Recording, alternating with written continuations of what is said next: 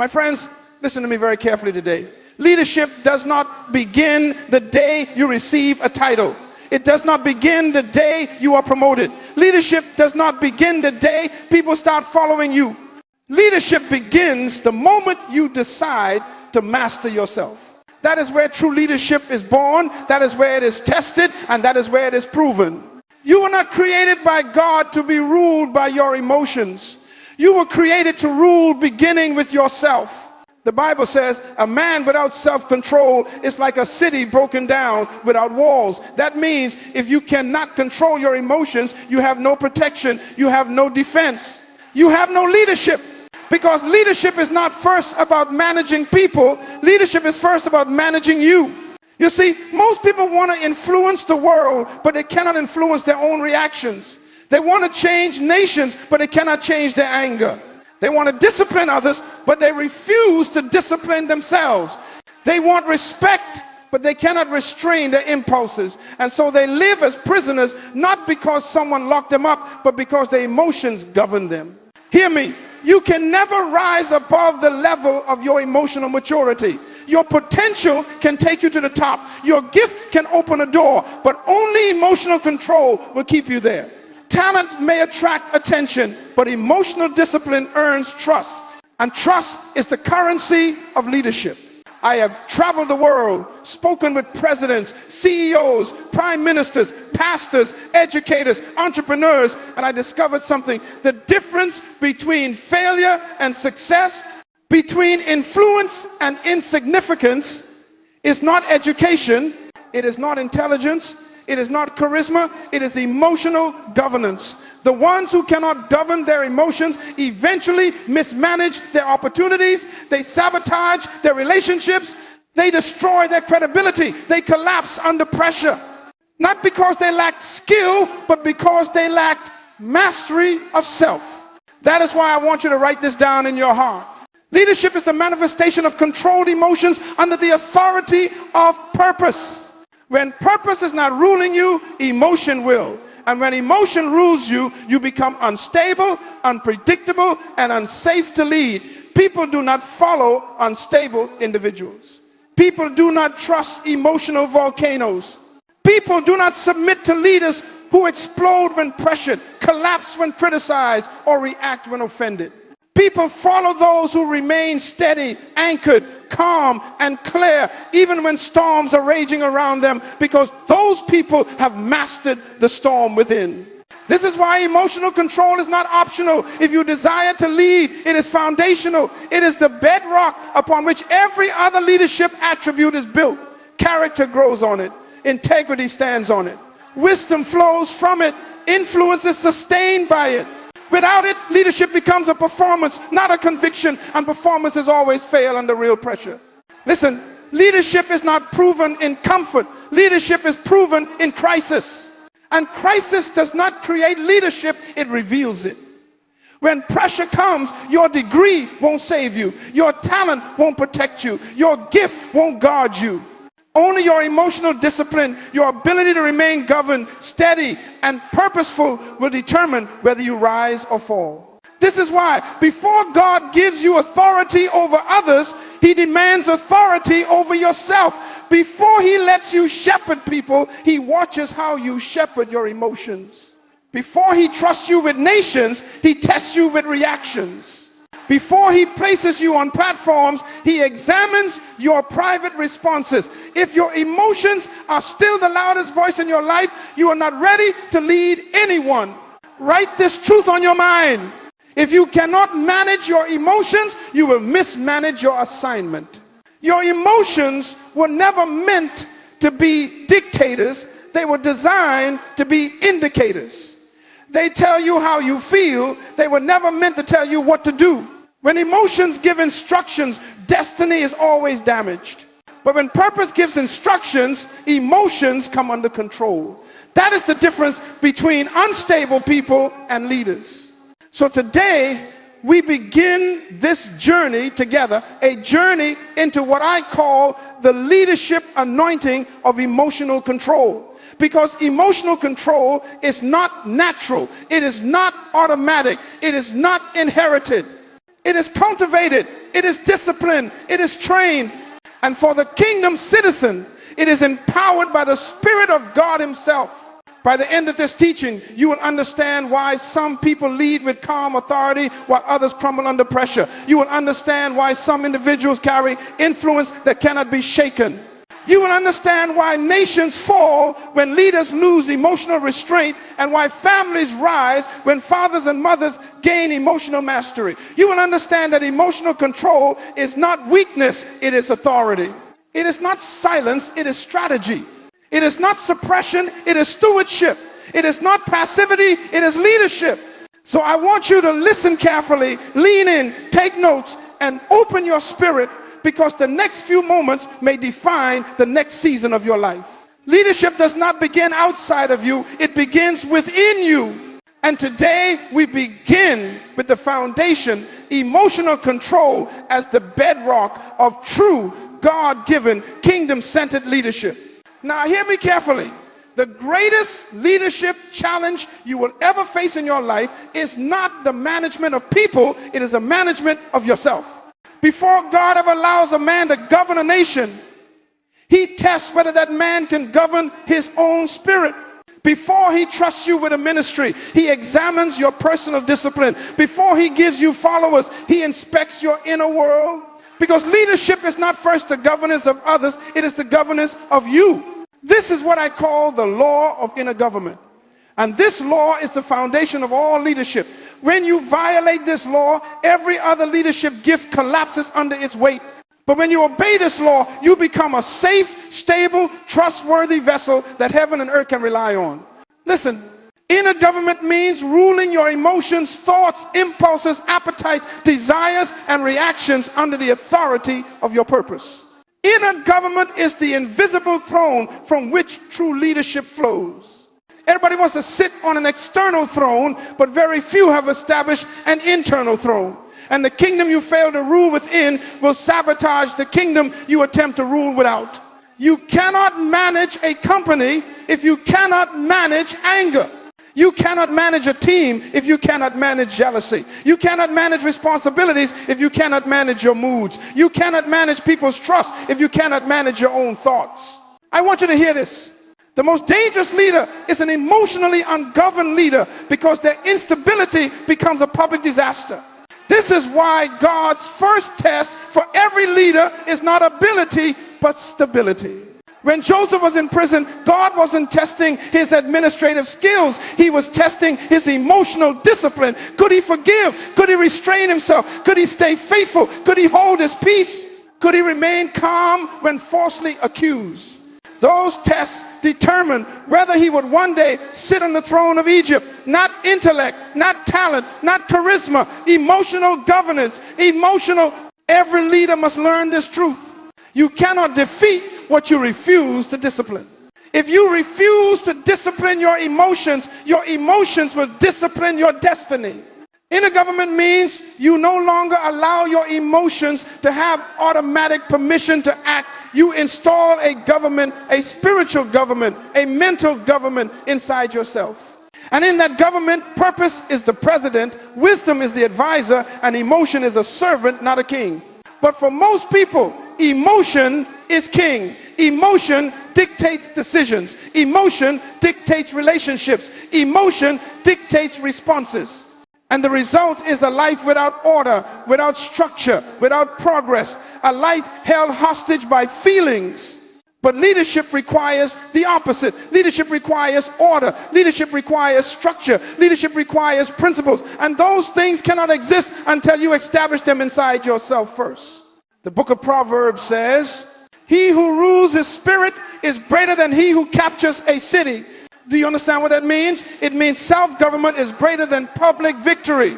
Because if you come to the world but never conquered yourself, your world will eventually collapse on top of you. History is filled with brilliant men who destroyed themselves, not because of their enemies, but because of their emotions. History is filled with gifted leaders who lost empires, not because they lacked strategy, but because they lacked self-control. History is filled with talented individuals who fell not from weakness, but from emotional impulsiveness. My friend, hear me. A man who cannot lead himself is unqualified to lead anyone else. Inner government means you become intentional about your internal environment. You regulate your thoughts. You discipline your feelings. You interrogate your impulses. You question your motives. You silence your ego. You challenge your fears. You restrain your anger. You align your emotions with your assignment, and you refuse to let temporary feelings make permanent decisions. Let me give you a leadership truth that can transform your life. Your emotions are passengers, but your purpose must be the driver. When inner government is weak, emotions grab the wheel and they will always drive you into a ditch. When inner government is strong, purpose holds the wheel and emotions take their proper seat in the back.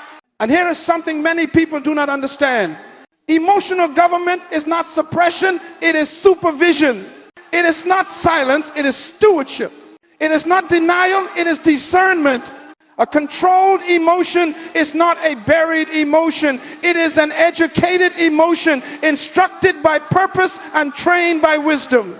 When you master inner government, stress no longer intimidates you. Offense no longer distracts you. Criticism no longer destabilizes you. Pressure no longer manipulates you. Conflict no longer provokes you. And fear no longer paralyzes you. You become a leader people trust, not because you are perfect, but because you are predictable. Your team can count on you. Your family can depend on you. Your community can follow you. Because you don't change with your feelings bend to your character. I want you to understand this. Inner government is the birthplace of emotional intelligence, spiritual maturity, and leadership credibility. Without it, you are simply a talented emotional reactor. With it, you become a stable, trustworthy kingdom leader. And this is why emotional control is not optional. It is the first law of leadership. Because when you govern yourself, you're prepared to govern responsibilities, influence, resources, people, and assignments without collapsing under the weight. So today I want you to make a decision to install a government inside yourself. A decision to enthrone purpose over emotion. A decision to let wisdom override impulse. A decision to rule the inner world God has given you stewardship over.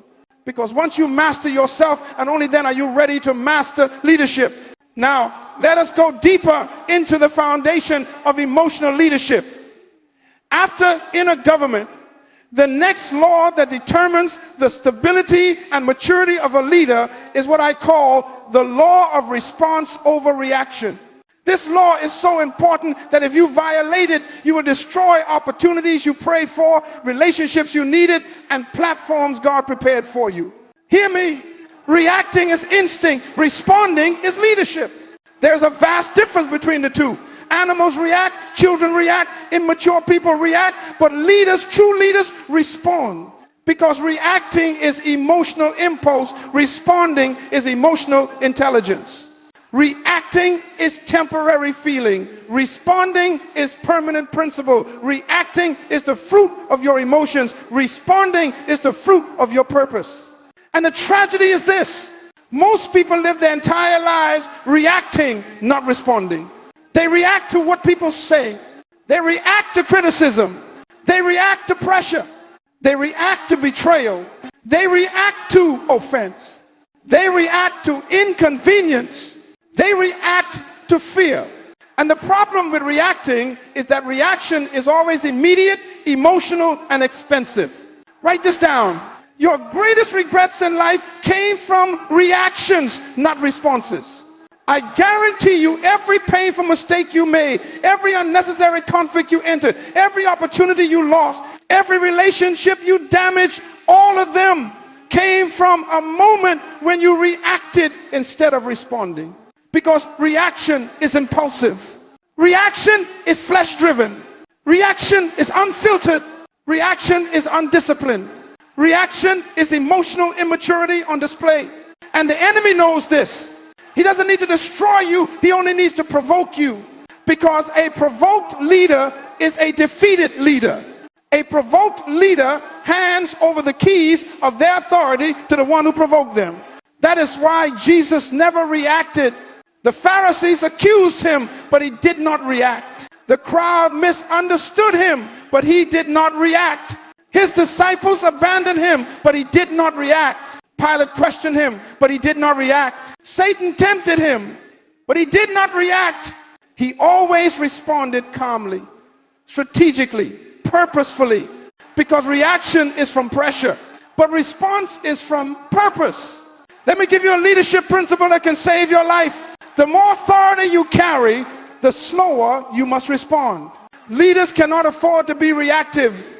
Parents cannot afford to be reactive. Pastors cannot afford to be reactive.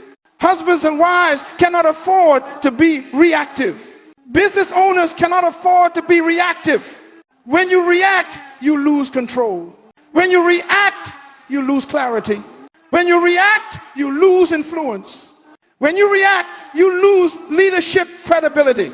People follow leaders who are calm under fire, not emotional under pressure. Hear me. The person who can push your emotional buttons controls your life. If someone can make you angry at will, they own you. If someone can provoke you anytime they want, you are their puppet. You are not leading, you are being led by their manipulation. Leadership requires something much higher. The discipline of the pause. The deliberate moment between stimulus and choice. Between emotion and decision. Between feeling and action. That pause is where wisdom speaks. That pause is where your purpose reintroduces itself. That pause is where the Spirit of God whispers clarity. That pause is where emotional reaction is transformed into leadership response. If you learn to pause, you will prevent 90% of the destruction your emotions could cause. If you learn to pause, you will save relationships before they rupture. If you learn to pause, you will protect opportunities before they slip away. If you learn to pause, you will stop the enemy from using your emotions as a weapon against your own destiny. Now listen, responding is not weakness, it is wisdom. It is not silence, it is strength. It is not delay, it is direction. Leaders don't rush into emotional expression, they select emotional precision. A reaction says, I am controlled by the moment. A response says, I am controlled by my mission. A reaction says, this is how I feel. A response says, this is who I am. A reaction says, I will do what my emotions dictate. A response says, I will do what my purpose demands. And that, my friend, is leadership. The greatest leaders in history were not the most emotional, they were the most emotionally governed. They spoke less but said more. They waited longer but acted wiser. They refused to be pulled into emotional storms created by others. They mastered the art of responding calmly, intentionally, intelligently, even when provoked. Let me tell you something important. Reaction is free. Response is expensive. Reaction costs you nothing in the moment, but everything in the future. Response costs you everything in the moment, but builds everything in the future. This is why leadership is not defined by how you act when things go well, but how you respond when things go wrong. Leadership is proven under pressure. Response is proven under fire. And emotional mastery is proven under provocation. So from this day, make a decision. I refuse to react. From now on, I respond. I refuse to be ruled by the moment. I will be ruled by my mission. I refuse to let emotions speak first. Purpose will speak first. I refuse to give people control of my reactions. I am responsible for my responses. I refuse to allow storms around me to create storms within me. Because leadership begins the moment you decide to respond from purpose instead of reacting from emotion. Now let us go even deeper. Because once you understand the law of inner government and once you embrace the law of response over reaction, you must then rise into what I call the law of perspective. And this law, my friend, separates common people from leaders. It separates the emotional from the wise. It separates the anxious from the anchored. It separates those who live in reaction from those who live in revelation. Perspective is not what you see. Perspective is the position from which you see. And leaders see life from a higher position. Write this down. Your emotional stability is directly connected to your spiritual altitude. If you live in the valley, everything looks overwhelming. If you live on the mountain, everything looks manageable. The valley magnifies problems. The mountain reveals solutions. The valley exaggerates emotions. The mountain aligns emotions. The valley feeds panic. The mountain produces clarity. This is why leaders must not think from the ground. Leaders must see from the mountain. Leaders must rise above the moment, above the pressure, above the offense, above the crisis, above the confusion, and look from the elevation of purpose. Hear me. Emotion sees the moment. Leadership sees the mission.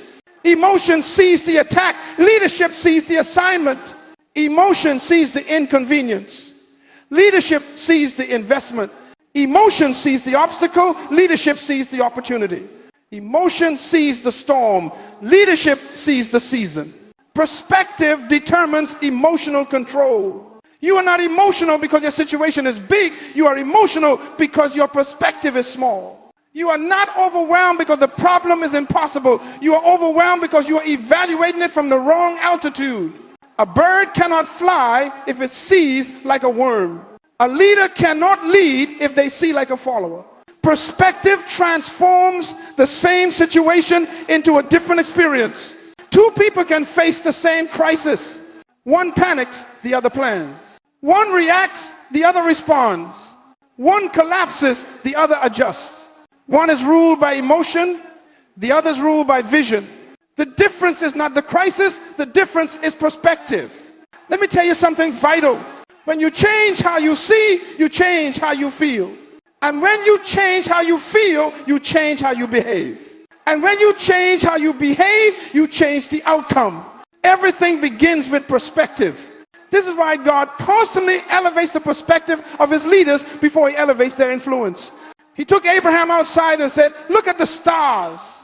He took Moses up the mountain and showed him the land. He took Elijah to the quiet place and whispered purpose. He took John to the heavens and revealed revelation. God always raises sight before he raises assignment. Because leaders do not lead with emotions, they lead with vision. And vision requires perspective. This is why emotional people struggle to lead. They only see the immediate, not the eventual. They only see the discomfort, not the development. They only see the conflict, not the construction. They only see the pain, not the purpose. But leaders understand something deeper. What you see determines what you feel. And what you feel determines what you choose. And what you choose determines what you become. So if you want emotional authority, you must elevate your perspective. You must train your mind to see beyond the offense, to see beyond the insult, to see beyond the pressure, to see beyond the crisis, to see beyond the temporary storm, to see beyond the immediate inconvenience. Let me give you a powerful leadership truth. Emotion makes decisions based on today. Leadership makes decisions based on tomorrow. Emotion says, this hurts. Leadership says, this prepares me. Emotion says, I'm frustrated. Leadership says, I'm being formed. Emotion says, this is the end. Leadership says, this is instruction. Emotion says, why is this happening to me? Leadership says, what is this teaching me? And hear this clearly. Perspective is the difference between emotional collapse and emotional control. When you see from the mountain, fear loses power. When you see from the mountain, conflict loses control. When you see from the mountain, offense loses influence. When you see from the mountain, pressure loses its threat. When you see from the mountain, emotions submit to wisdom. This is why leaders rise before they react. They rise above the moment. They elevate their thinking. They step into the future mentally before they act physically. They look at difficulty through the lens of destiny. Perspective gives meaning to your emotions. Without perspective, emotions mislead you. With perspective, emotions assist you. Hear this. Perspective is emotional intelligence in prophetic form. It allows you to see from the viewpoint of purpose. It allows you to interpret life from the vantage point of vision. It allows you to respond from wisdom instead of reacting from weakness. This is why before you speak, rise. Before you decide, rise. Before you respond, rise. Before you confront, rise. Rise above your feelings. Rise above your fears. Rise above your frustration. Rise above the moment and speak from the mountain, not from the valley. Because when a leader sees correctly, they feel correctly. And when a leader feels correctly, they lead correctly. Perspective is the leadership filter that produces emotional clarity. It is the mountain from which true leaders see the world. Now, we come to one of the most difficult, demanding, but absolutely essential laws of emotional leadership. The law of self-discipline. If you hear nothing else I teach today, hear this. You cannot lead anything until you can lead yourself. Leadership is not first about managing people, it is about mastering yourself. Because your greatest battlefield is not the economy, not the culture, not your enemies, not your critics, it is you. You are your own most dangerous adversary.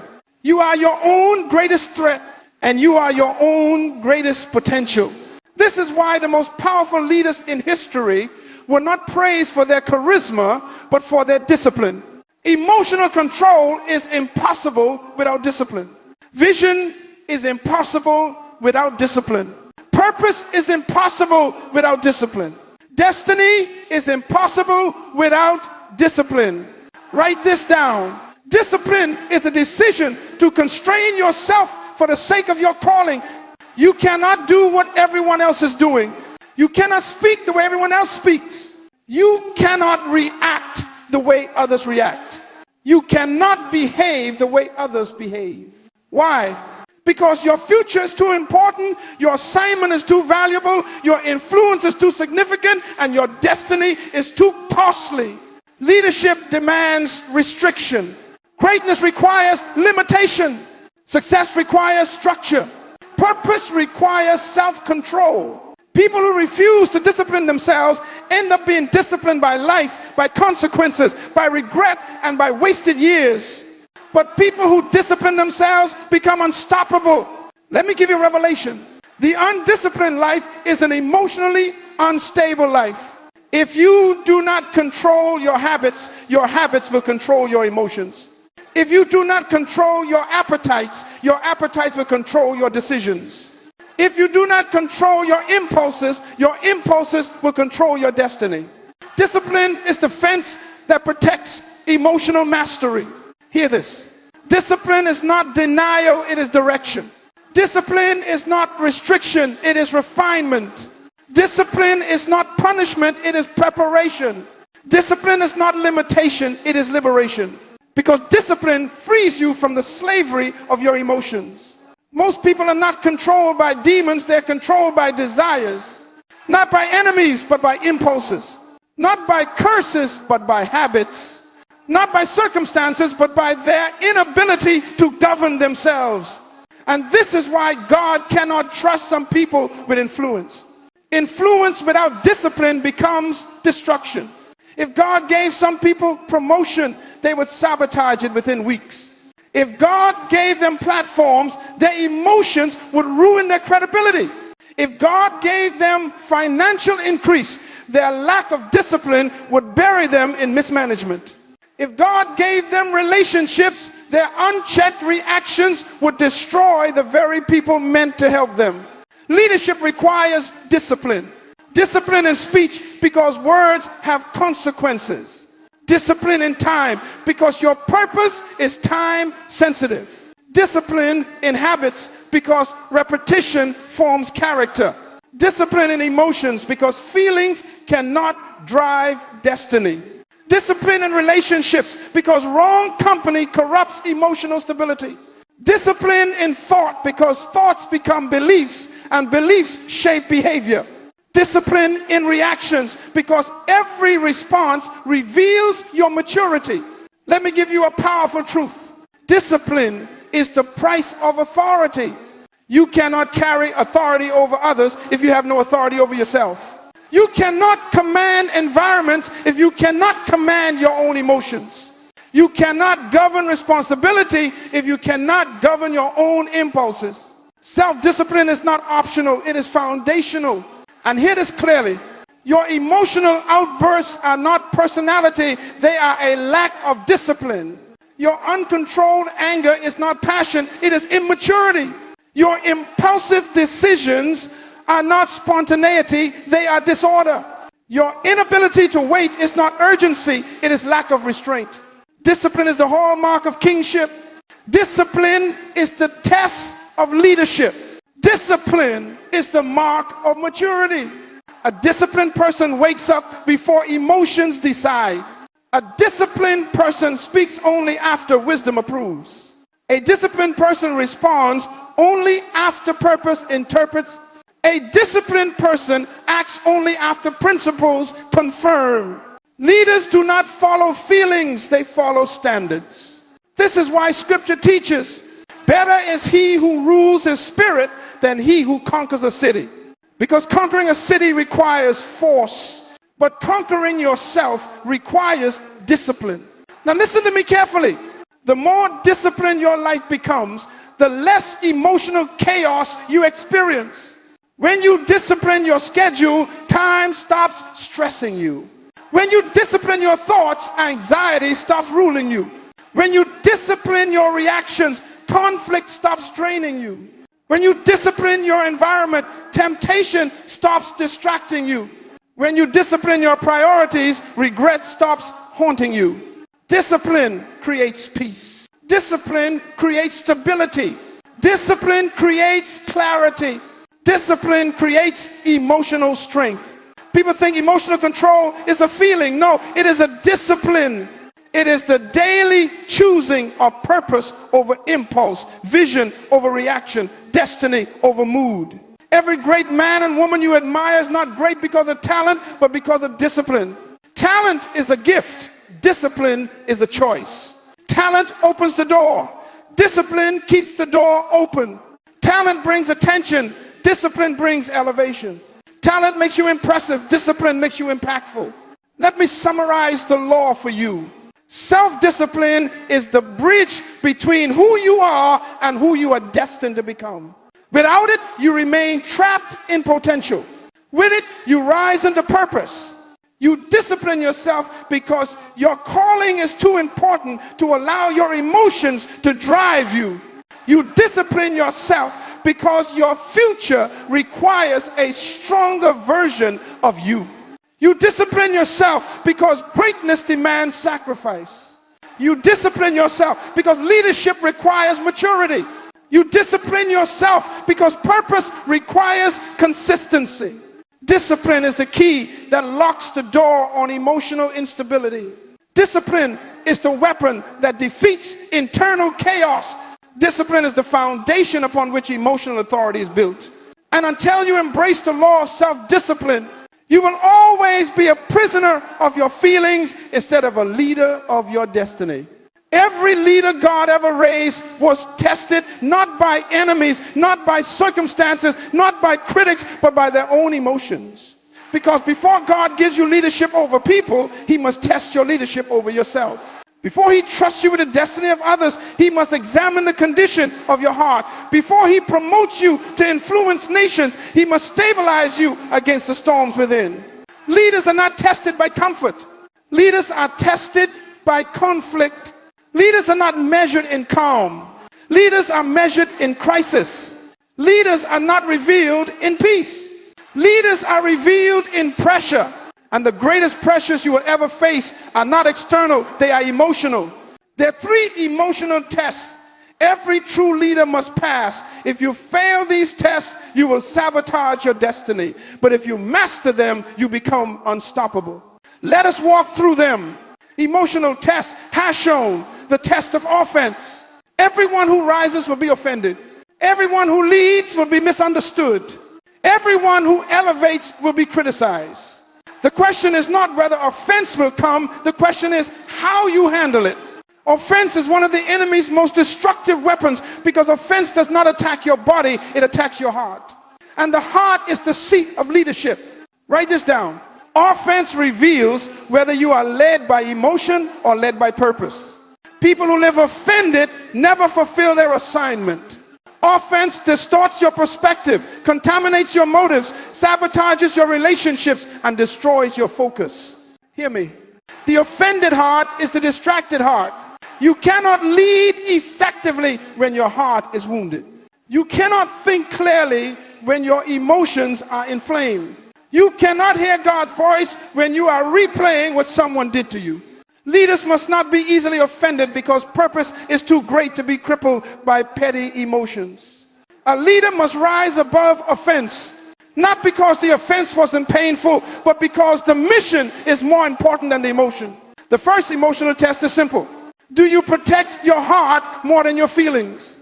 If you can move beyond offense, you are ready for the next test. Emotional test #2, the test of delay. Delay is the school in which emotional maturity is forged. Delay teaches patience. Delay exposes motive. Delay reveals discipline. Delay tests emotional stability. Most people fail the test of delay because they confuse delay with denial. But delay is not denial. Delay is development. God uses delay to strengthen your character. God uses delay to refine your priorities. God uses delay to separate emotion from purpose. And here is the truth. If you cannot wait, you cannot lead. Leadership requires long-term thinking, long-term vision, long-term endurance. But emotional people want everything now. They want instant results, instant validation, instant success, instant gratification. However, hear this carefully. Mature leaders understand that every great destiny requires the patience to wait for God's timing. What do you do when it seems like nothing is working? What do you do when doors take longer to open? What do you do when progress moves slower than your desire? Your emotional responses in seasons of delay reveal whether you are ready for the next level. Delay exposes impulsiveness. Delay strengthens endurance. Delay humbles pride. Delay produces wisdom. If you can remain stable in delay, if you can remain focused without seeing results, if you can remain purpose-driven while waiting, then you are ready for the next test. Emotional test, #3, the test of provocation.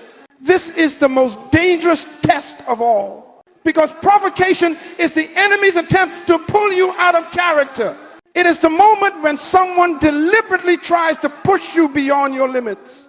It is when situations deliberately demand a reaction from you.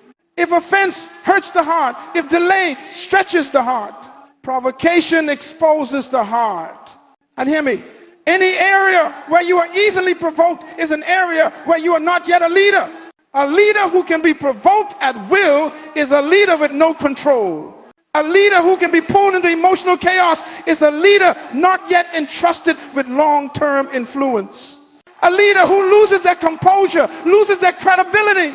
Provocation is the test that asks, can you stay calm when others are losing control? Can you stay wise when others are irrational? Can you stay grounded when emotions erupt around you? This is Jesus standing silent before his accusers. This is Moses learning not to strike the rock in anger. This is David refusing to kill Saul even when provoked. This is Nehemiah ignoring the mockery of his enemies. This is Daniel unmoved by political manipulation. Provocation is not about the situation, it is about your stability. It is not about the pressure, it is about your posture. It is not about the insult, it is about your identity. A leader who is not easily provoked becomes a dangerous force because people cannot manipulate them. Circumstances cannot control them. Enemies cannot intimidate them. Emotion cannot move them. And here is the truth of leadership. Your authority grows every time you refuse to be provoked. The enemy wants you emotional because emotional people are predictable. But when you pass the test of provocation, you enter a realm of spiritual and emotional authority where you cannot be manipulated by people, pressured by circumstances, or destabilized by conflict. Summary of the 3 tests. Offense tests your heart. Delay tests your patience. Provocation tests your stability. If you master your emotions in these 3 areas, you become a leader ready for influence, ready for responsibility, and ready for destiny. Because God promotes not the gifted, not the talented, not the charismatic, but the emotionally stable. These 3 tests determine whether you can carry greatness without being destroyed by greatness. Whether you can lead people without being manipulated by people. Whether you can rise to purpose without falling to emotion. A leader who passes these tests becomes truly unshakable. Now we come to one of the most powerful emotional principles in leadership, the law of detachment. This law is misunderstood by many because it sounds cold, uncaring, or distant, but it is none of those things. It is not the detachment of the heart, it is the detachment of identity. It is not detachment from people, it is detachment from dependence. It is not detachment from love, it is detachment from emotional captivity. Write this down. Detachment is the ability to stay internally independent even when you are externally connected. You can love people without depending on their approval. You can work with people without being controlled by their emotions. You can care deeply without being emotionally enslaved. You can lead people without being drained by people. Because let me tell you the truth. You cannot lead people you are emotionally addicted to. And you cannot stay stable around people you give emotional permission to control you. Detachment is emotional sovereignty, the refusal to hand over your internal government to people, circumstances, or outcomes. Hear me carefully. Emotional dependence is the enemy of leadership. If people can validate you, they can manipulate you. If people can offend you, they can redirect you. If people can intimidate you, they can silence you. If people can flatter you, they can influence you. If people can anger you, they can govern you. This is why leaders must cultivate detachment, not to distance themselves from relationships, but to protect themselves from emotional bondage. Detachment is not distance, it is discipline. A detached leader listens without absorbing negativity, loves without losing identity, cares without compromising clarity, connects without collapsing under pressure, helps without becoming hostage to expectations. Most people become emotionally exhausted not because they love too much, but because they attach too tightly. They take responsibility for everyone else's feelings. They absorb everyone else's conflicts. They internalize everyone else's reactions. They personalize everyone else's behavior. Until they are emotionally depleted, detachment breaks that bondage. Detachment begins with identity. You cannot detach from people until you attach to purpose. You cannot detach from emotion until you attach to vision. You cannot detach from pressure until you attach to principle. A leader who knows who they are cannot be emotionally hijacked. A leader who knows their assignment cannot be emotionally distracted. A leader who knows their value cannot be emotionally manipulated. Identity is the anchor of detachment. Jesus demonstrated this perfectly. He loved people deeply, but was never controlled by people. He healed multitudes, but was not moved by applause. He rebuked Pharisees, but was not destabilized by criticism. He served his disciples, but was not dependent on their loyalty. Even when they abandoned him, he stayed aligned to purpose. Even when Judas betrayed him, he remained emotionally steady. Even when Peter denied him, he did not collapse internally. Why? Because his emotional foundation was identity, not dependency. Detachment protects you from emotional manipulation. Let me explain something important. Wherever there is emotional attachment without emotional discipline, there will be emotional control. People may not intend to manipulate you, but uncontrolled attachment gives away your power. If someone's opinion can devastate you, you are attached. If someone's silence can unsettle you, you are attached. If someone's mood can shake you, you are attached. If someone's approval determines your confidence, you are attached. If someone's rejection defines your value, you are attached. A leader must remain emotionally independent from the behavior of others, not disconnected, independent, not withdrawn, grounded, not cold-centered, not distant, disciplined. Detachment simply means this: you govern how you feel, not them. Detachment creates emotional clarity. When you are overly attached to approval, you fear correction. When you are overly attached to outcomes, you fear risk. When you are overly attached to relationships, you fear boundaries. When you are overly attached to success, you fear failure. But when detachment enters your spirit, clarity enters your decisions. Detachment allows you to say no without guilt, walk away without fear, confront without trembling, lead without needing applause, correct without losing compassion, serve without becoming a slave, help without becoming hostage to expectations, love people without losing yourself in people. Detachment gives you the emotional freedom to lead from principle instead of pressure. Detachment strengthens emotional resilience. When you detach emotionally, you stop overreacting. You stop overthinking. You stop overfeeling. You stop carrying burdens that do not belong to you. Because the emotionally attached person absorbs everything, but the emotionally detached leader evaluates everything. Let me give you a leadership key. Detachment helps you interpret situations, not internalize them. You don't take things personally. You don't react impulsively. You don't misread conflict. You don't magnify offense. You don't collapse under pressure. Instead, you remain steady, unmoved, balanced, clear, wise. Detachment is the difference between reacting emotionally and responding purposefully. Detachment is required for destiny. God will not elevate you until you detach from emotional dependencies that could destroy your assignment.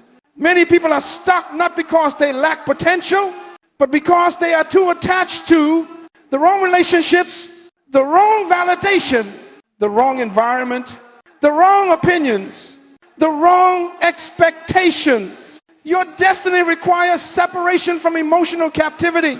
You cannot carry your future if your emotions are still entangled with your past. You cannot enter purpose if you are still attached to the approval of people you've outgrown. You cannot lead on mountains if you are emotionally tied to the valleys God delivered you from. Purpose demands detachment. Leadership demands detachment. Emotional mastery demands detachment, because detachment is the foundation of inner freedom. You are not fully free until people lose the power to control your emotional climate. That is emotional leadership. That is maturity. That is independence. That is kingdom self-government. Now we come to a law so powerful that if you understand it, you will never again see your emotions as weaknesses. You will see them as energy, as resources, as raw material for greatness. I call it the law of emotional transmutation, the ability to convert emotions into fuel for purpose. Hear me carefully. Your emotions were never meant to control you. They were designed to empower you. Anger, fear, disappointment, frustration, passion, grief, none of these emotions were given to sabotage your destiny. They were given as energy, as signals, as indicators of potential power inside you. The problem is not emotion. The problem is misdirection. Emotion is like fire. If unmanaged, it burns the house down. If harnessed, it warms, cooks, and creates. Emotion can destroy your destiny or drive your destiny. And the difference is leadership. Write this down. Transmutation means converting emotional energy into productive power. Leaders do not suppress emotion. They transform emotion. They don't suffocate how they feel. They redirect how they feel. They don't deny emotions. They deploy emotions. Because emotion is not your enemy. Emotion is your energy. Emotion is your fuel. Emotion is your internal momentum. Let me show you how this works. 1, transmuting anger into focus. Anger is one of the most misunderstood emotions. Most people express it destructively, impulsively, verbally, or aggressively. But anger is simply the emotional signal that something is misaligned. Anger says, this needs attention. This needs correction. This needs discipline. This needs boundaries. This needs leadership. What immature people do with anger is explode. What mature people do with anger is examine. But what leaders do with anger is convert it into focus. Anger is an indication of passion. Passion is an indication of purpose. Purpose is an indication of assignment. So instead of letting anger disrupt your life, leaders allow anger to clarify their priorities, to sharpen their decisions, to fuel their discipline, to increase their intentionality. Write this down. Anger, when transmuted, becomes clarity. 2, transmuting fear into strategy. Fear is not always the sign of danger. Sometimes it is the sign of importance. Fear shows up because your future is bigger than your comfort zone. Fear appears because you are stepping into territory your emotions have not yet adapted to. Immature people let fear paralyze them. Emotional people let fear confuse them. But leaders let fear prepare them. Fear can be transmuted into strategy. Fear says, this matters too much for sloppy preparation. Fear says, look closely, pay attention, think carefully.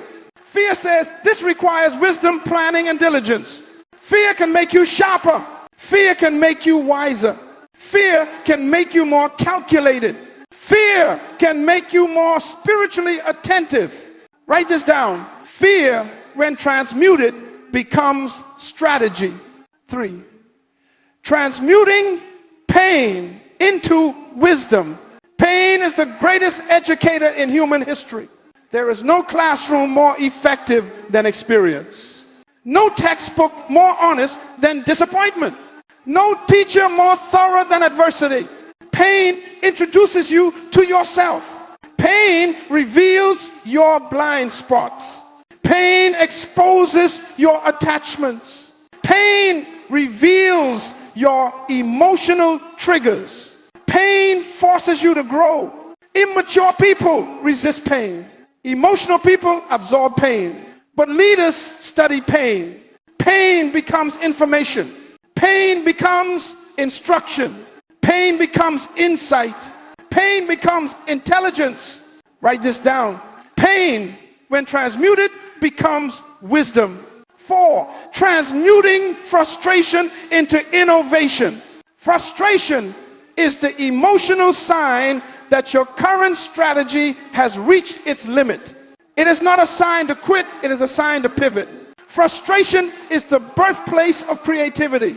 When you say, there must be a better way, leadership answers, yes, now find it. Frustration pushes you out of stagnation.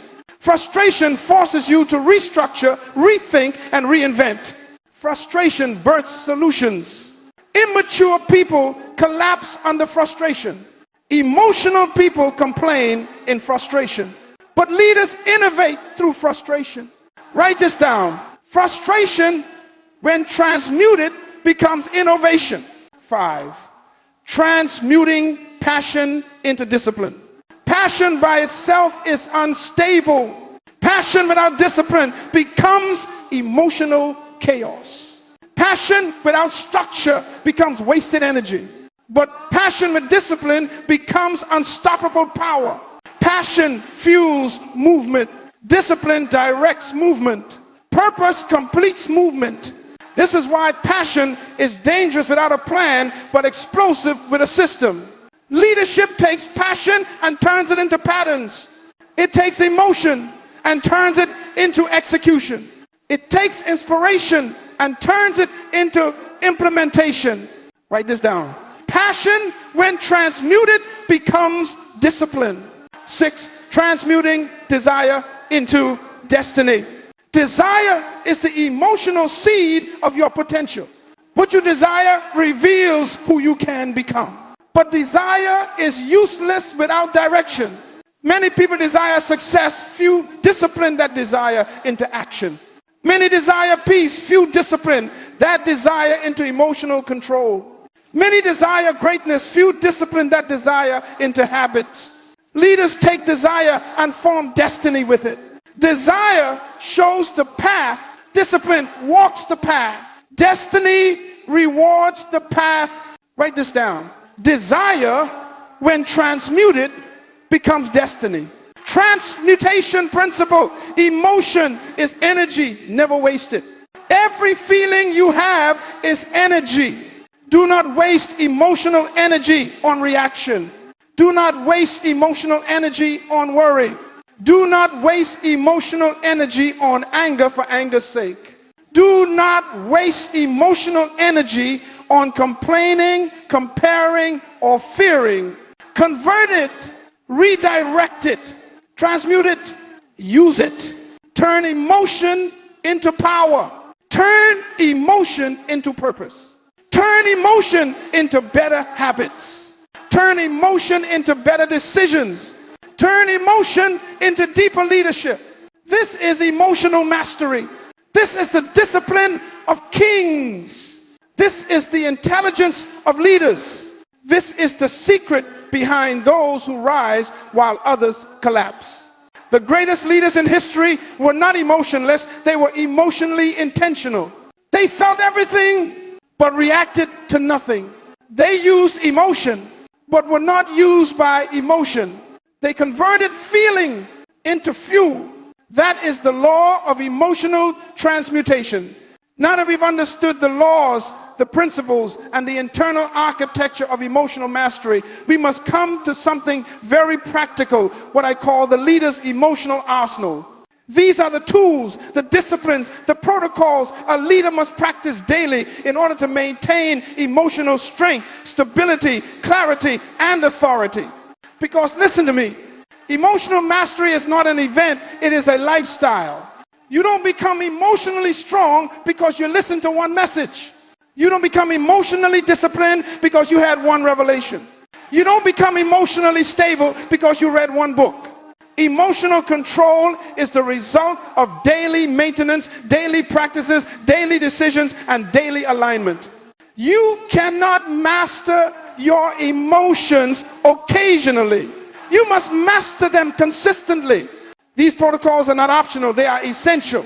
They are the habits that build the emotional immune system of a leader. Let us walk through them. 1. Daily protocol of stillness. The first weapon in your emotional arsenal is stillness. You cannot rule your emotions if your spirit is always noisy. An unsettled heart produces an unsettled life. Every leader needs a moment each day when the world stops and the spirit listens. Stillness is where clarity is born. Stillness is where anxiety is corrected. Stillness is where identity is reinforced. Stillness is where purpose speaks. Stillness is where emotions bow to wisdom. If you neglect stillness, you will be led by impulse. If you embrace stillness, you will be led by insight. 2. Daily protocol of emotional awareness. Emotional maturity begins with emotional awareness. If you cannot identify what you feel, you cannot control what you feel. Awareness asks, what am I feeling? Why am I feeling it? What triggered it? Is this emotion valid, exaggerated, or misplaced? What principle should govern my response? Leaders do not let emotions run wild in the shadows. They interrogate emotions. They study emotions. They interpret emotions. Because every emotion is a message, and every message requires a wise interpreter. Write this down. Emotion unexamined becomes emotion unrestrained. 3, daily protocol of predecisions. Leaders do not wait for emotions to rise before deciding how to behave. They make pre-decisions.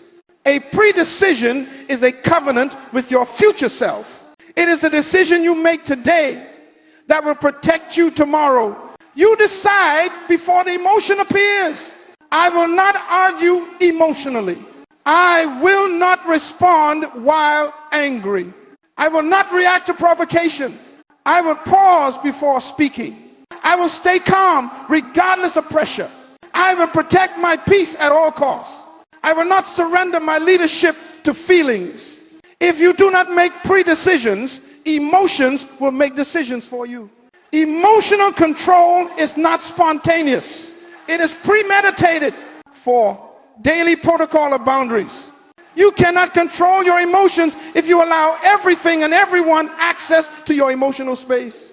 Boundaries are walls that protect your peace, your time, your purpose, and your stability. A leader must learn to say, no, I am not available. No, this is not my assignment. No, I will not enter this conflict. No, I cannot take responsibility for how you feel. No, I refuse to participate in chaos. Boundaries are not unloving. Boundaries are wisdom. Most emotional exhaustion comes from poor boundaries. Most emotional instability comes from unfiltered access. Boundaries protect your leadership. 5, daily protocol of purpose alignment. Emotion becomes confused when purpose becomes unclear. Every morning, a leader must align themselves with purpose. Purpose filters emotions. Purpose interprets events. Purpose stabilizes reactions. A leader should ask daily, what is my assignment? What is my priority?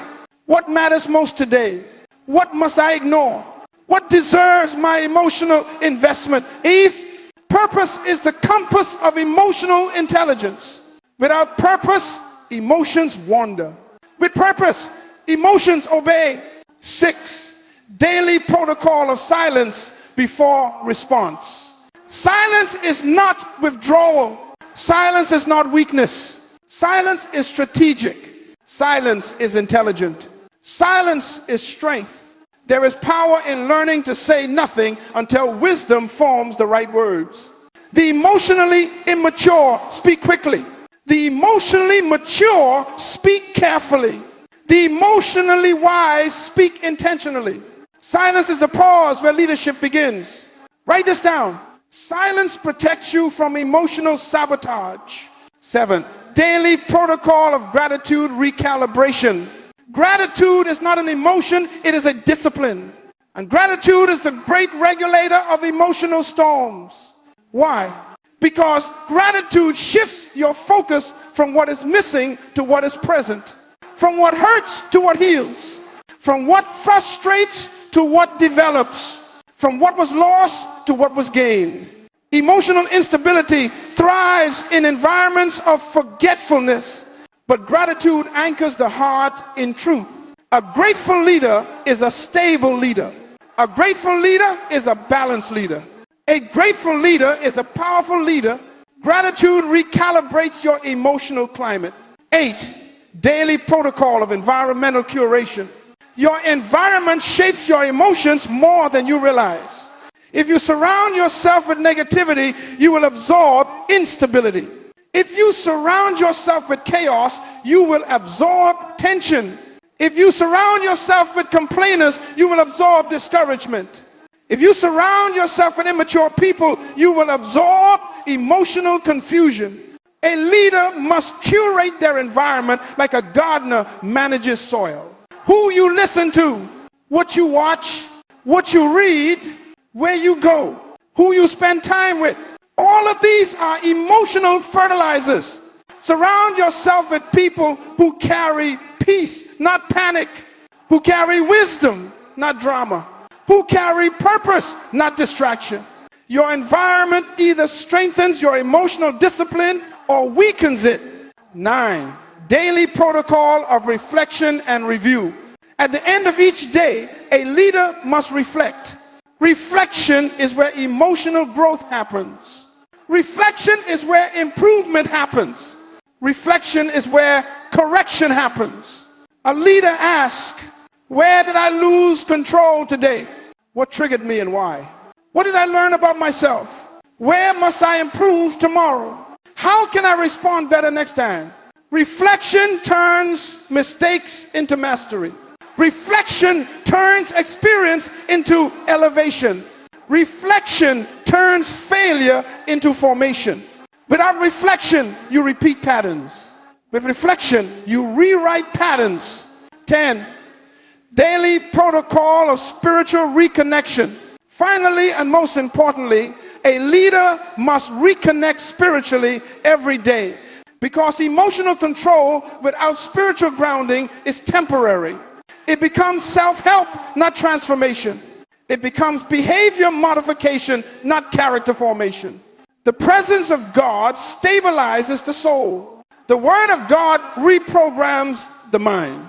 The Spirit of God governs the emotions. The peace of God guards the heart. A leader anchored in God becomes emotionally unshakable. A leader who walks with God becomes internally immovable. A leader who surrenders to God becomes spiritually unprovocable. Spiritual connection is not optional for emotional mastery. It is the source. Because true emotional authority flows from divine authority. This arsenal makes you unstoppable. When you practice these protocols daily, you build an emotional system that cannot be manipulated, cannot be provoked, cannot be intimidated, cannot be destabilized, cannot be enslaved by feelings, cannot be hijacked by circumstances, cannot be shattered by people. This is the arsenal of a leader. This is the lifestyle of emotional mastery. This is the discipline of kings. This is the architecture of inner government. This is the foundation of unstoppable leadership. My friend, after everything we have explored together, the laws, the tests, the disciplines, the protocols, there is one final truth I want to leave with you. It is the truth that separates leaders from followers, builders from breakers, pioneers from prisoners, and rulers from reactors. Leadership is emotional warfare, and those who win are those who rule themselves. The greatest battle of your life will never be against people. It will never be against circumstances. It will never be against critics or enemies. It will never be against systems or structures. Your greatest battle is inside you, the battle for emotional authority. Until you conquer that war, you cannot conquer any territory outside yourself. But once you master that war, there's no territory outside yourself that can resist you. Hear me. You cannot be a prisoner of your emotions and a leader of your destiny at the same time. You must choose one. You cannot follow your feelings and fulfill your purpose. You cannot react impulsively and rise in authority. You cannot be controlled by circumstances and still influence them. You cannot be provoked by people and still lead them. Leadership begins where emotional dependence ends. Leadership begins where inner government begins. Leadership begins where self-discipline begins. Leadership begins where emotional transmutation begins. And leadership becomes unstoppable when emotional identity becomes unshakable. You were not born to be controlled by emotion. You were born to govern it. God did not design you to be ruled by reactions. God did not design you to be enslaved to impulses. God did not design you to be defeated by offense. God did not design you to be weakened by fear. God did not design you to be manipulated by people. God did not design you to be tossed around by feelings. He created you to carry dominion, and dominion begins with self. Everything God gives you is supposed to be ruled by you. Your time, your decisions, your attitude, your speech, your thoughts, your choices, your reactions, your emotions. This is the true meaning of leadership, self-government. Before Adam lost control of the garden, he lost control of himself. Before Moses lost the promised land, he lost control of his anger. Before Samson lost his strength, he lost control of his desire. Before Saul lost his kingdom, he lost control of his jealousy. Before Judas lost his ministry, he lost control of his greed. The fall of great men is always emotional before it is external. Do not become the next example in that list. Become the exception. Leadership is not about what you acquire, it's about what you become. What you acquire may impress people, but who you become determines your destiny. People don't follow titles, they follow temperament. People don't trust charisma, they trust consistency. People don't admire talent, they admire self-mastery. You cannot guide others where you have not gone. You cannot calm others while you are internally chaotic. You cannot inspire others if you are emotionally unstable. You cannot influence others if your reactions betray your intentions. True leadership is the manifestation of emotional maturity, emotional clarity, emotional intelligence, and emotional authority. This is why the greatest leaders in history were not the strongest physically, they were the strongest emotionally. Their power came from their stability. Their influence came from their identity. Their authority came from their composure. Their wisdom came from their inner government. They were unshakable internally, so nothing outside could shake them. You are becoming that leader right now by embracing these laws, by passing these tests, by living these protocols, by mastering your inner world. You are stepping into a new level of leadership, a level most people never reach.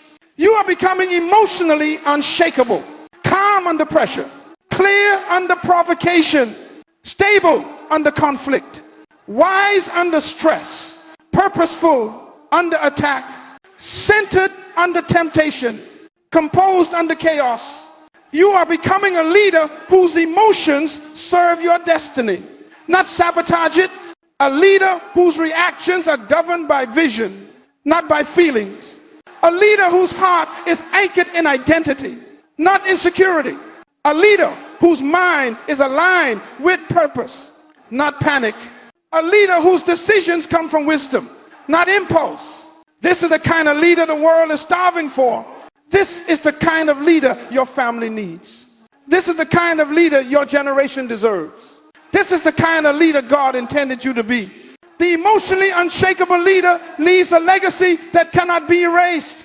Such a leader does not merely succeed, they transform, they uplift, they strengthen, they build, they inspire, they empower, they change the atmosphere wherever they go.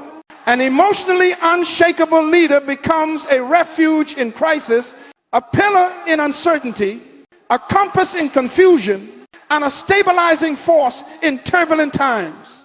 That is who you are becoming. That is who you must be. That is who you were born to be.